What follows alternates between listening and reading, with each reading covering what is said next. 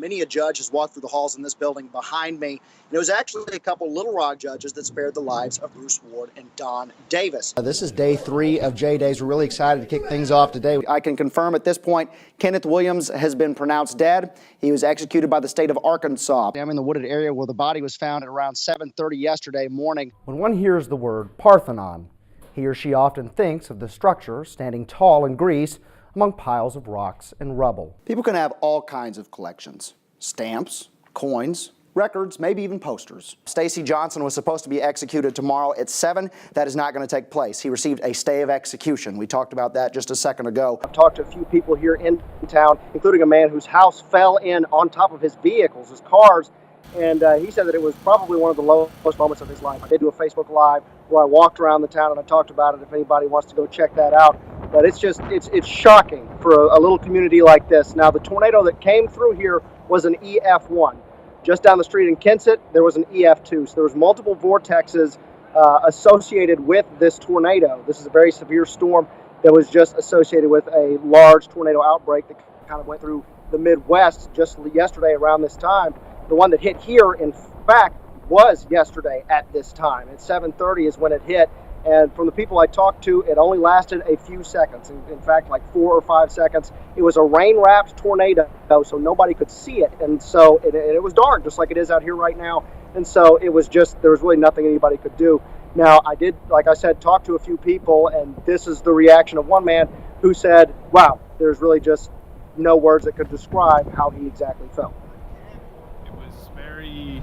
You're stunned, like you still don't really believe it all happened as you wake up the next day. You're just kind of like, you look outside and you're like, holy crap, like, you don't really know how to handle it. And I noticed this myself, and the governor also commented on this, but the community's reaction has been fantastic so far. You saw some people from Searcy at Harding University come with water and food, and they delivered it to all the homes here and some of the people who were working. And there's still construction crews going even late at night like this in the dark, with chainsaws cutting down some of these trees that are on top of people's homes. Andrew, do they have power right now? Some of the homes do have power. Around 4 o'clock is when the majority of people here started getting more power. But with the trees falling, they were falling on lines that were connected directly to the homes. So there are still a few people who are running off of generators, but the majority of people here in Higginson specifically do have power as of 4 o'clock today. Are the trees that are fallen, any of them impacting any of the roads? Well, in fact, I'm glad you asked that. Earlier today, there were some trees scattered on the roads, and it made it hard for people to drive through. So the sheriff here was stopped at the beginning of the road, and I could not get in. I had to go around through the back because there were so many trees down. While trees are playing a major factor, and they certainly did earlier today, the main component that people were watching out for were the power lines that were down, because it was very wet and there were some trenches filled with water, and these power lines were dipped into the water. And so as you can tell, there were definitely some hazardous areas here in Higginson, but power lines and trees were definitely playing the major factors in terms of precautionary measures that the city was trying to watch out for. The land of the free and the home of the brave.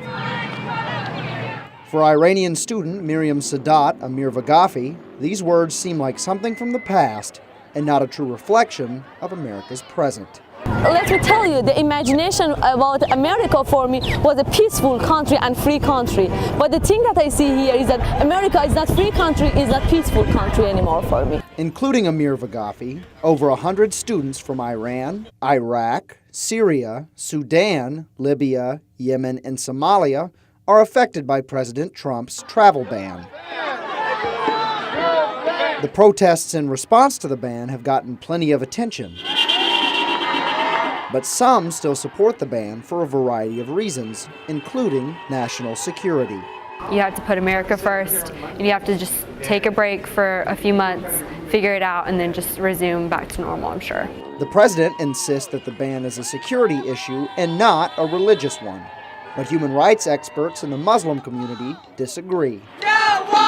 Maybe he doesn't want to have any clash with Muslim at the beginning, because he started his job about 2 weeks or 3 weeks ago, and I'm sure he understood now that he did something wrong. We won't know what's coming for a few months, but all the protests, outrage, And demonstrations have led Amir Vagafi to believe in the power of coming together. I want to just see this band just disappear as soon as possible, and I want to see my friends and my family come back here. I want to see that great America again, but the real great America. The heart of Razorback country is almost 200 miles away from Fayetteville, depending on who you ask. Retired Sherwood resident Gail Holmes will tell you it's in his town, where his house has absorbed a full-on Razorback museum. I think the official name I put on it one time was Holmes Hog Museum. And we have a guest registry, and anybody comes up for a visit, I have them to sign them, and that would include you. You'll find balls signed by every football and basketball coach, a whole wall lined with trinkets of every shape and size, and Razorback memorabilia you simply don't come across every day. Really, to digest everything in here, you'd probably have to stay an hour, hour and a half, 2 hours to soak it all up. Fake Razorback nails. There's the fingernails. Toys. There's even handmade items that have been seen on a national scale. We went over to ABC Good Morning America early one morning, started getting text messages from folks back home. So we just saw you on TV. It all started when Gail retired and brought the Razorback stuff he'd been collecting at his work desk home with him. It had a lot of stuff in it, and I was going, oh no, when he retires, he's going to bring all that home. What are we going to do? So that's the yearbooks. Quite a deal there. In his upstairs space, he began adding to the collection. There's 118 yearbooks, and I have all but 9 of them. Even a yearbook that has a familiar face. Man, I was looking slummy that day. A Razorback fan by heart, even when he was scoring touchdowns for another school in the same state. I went to school at Conway and was a SCA Bear back in those days, but I was still a Hog fan. Now living out a Razorback fan's wildest dream. I've been to 90 straight football games, consecutive games, home and away. An adventure, making the homes upstairs worth more than a pretty penny. Currently it comes up to an evaluation of that amount right there. So when Gail can no longer take care of his collection, I'm not going to be here forever. It'll all go to his grandson, Blake. You can give my mom anything else, give me this house with everything in it, and I'll be okay. That's all I've ever wanted was, I like this. So Sherwood will be home to the Holmes Hog Museum for a whole new generation. Woo pig by God. Andrew Epperson, UATV. And it's got the old hog on there.